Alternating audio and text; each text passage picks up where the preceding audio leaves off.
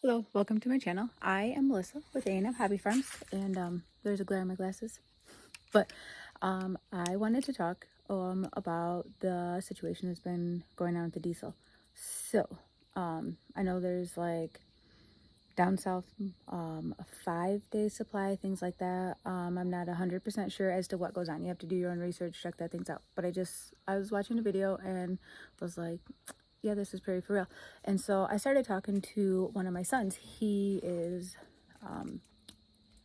graduated. He graduated last year, and he still lives at home, and he's here today. And so I was like, hey, he has a diesel car, and then his friends drive diesels, and he was at a mud run today, which, if you don't know what a mud run is, it's like where a bunch of kids get together and they drive their trucks through a mud pile or a mud pit, like a just a mud pit in the field or someone's yard or wherever. Anyway, so they were doing that. And so I asked him about the diesel thing and if he had heard what was going on with it and what the situation was. And he goes, well, yeah. He goes, but what some people aren't even considering is, he's like, my work runs on diesel. And I was like, well, yeah, you guys drive trucks and stuff. He's like, no, like, he's like, you know, a lot of their generators, a lot of their equipment, a lot of the stuff that they do working on an oil rig runs on diesel. He's like, so if they run out of diesel or they short us on diesel, he's like, you're not going to get gas either. And I'm like, oh, yeah. It didn't dawn on me until it came out of his mouth. I mean, like, you would think at 40 years old, I should be smarter than my son, but I also don't work in the oil field. I work in a factory and I'm a township treasurer. So not my profession, not my line of work. I work with machines at work, but not like the kind of machines and the equipment that he works with. So there's that. So I thought I would jump on here and just kind of share that with you. I don't know if other people considered that, because if we have a diesel shortage and they're shorting your workers, and you know, like, you've got your farmers, you've got your truckers, all these people run on diesel, like America runs on diesel. And then on top of that, you've got all your oil rigs that all their equipment and all their stuff is running on diesel. Now you're not only running out of diesel, you're going to run your country out of gas. So there is that. Now, I'm not a political channel.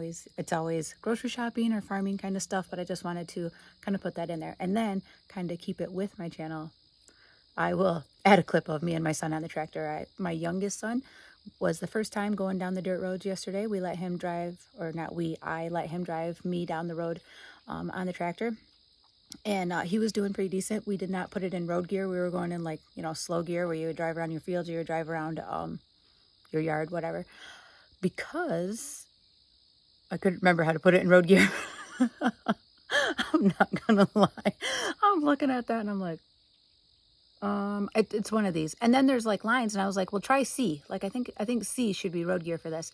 And he was like, he just kind of looked at me and he didn't want to do it. So like, we were just kind of going, and then my brother-in-law was coming down the road behind us. So I told Logan, I said, well, just stop. Like, just stop for a minute. And so I jumped off the tractor and went and talked to my brother-in-law. I was like, hey, you want to teach him how to drive down the road? And so he put it in road gear and was like, you know, showing him, and he did pretty decent. He did almost lose my brother-in-law off the tractor once, because he was just standing there on the steps of the tractor and not like sitting on it or anything like that. He was just standing on the side of it. And so like when Logan went from a stop to a go, and it was like he let off the clutch, because he's never run a clutch.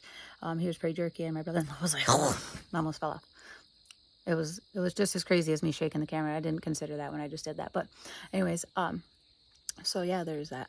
But I'm going to add that clip in here of me and him on there, and then also him filling it up with diesel, because, you know, that goes right along with my video today.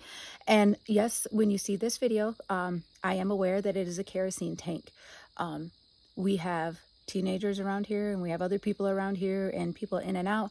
And so if you put gas or you put diesel into a different container, people are less likely to take a kerosene one.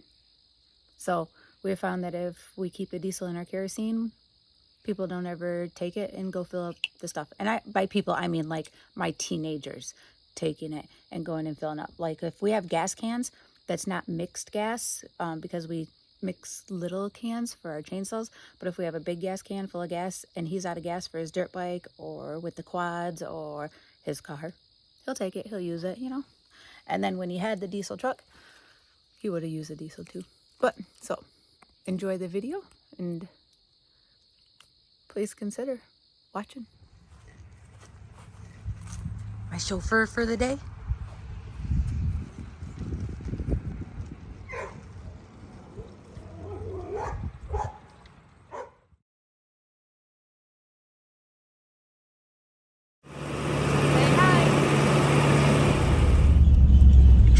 vehicles with my brother-in-law because I'm not very good at driving this tractor.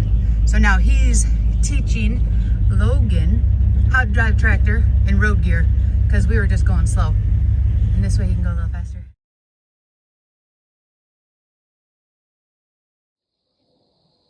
Alright, so if you like what you're watching, please consider subscribing, liking, all the good stuff. Have a good rest of your day, and thank you for watching this one if you did. Have a good rest of your day. That airplane is loud. Sorry if you can hear that.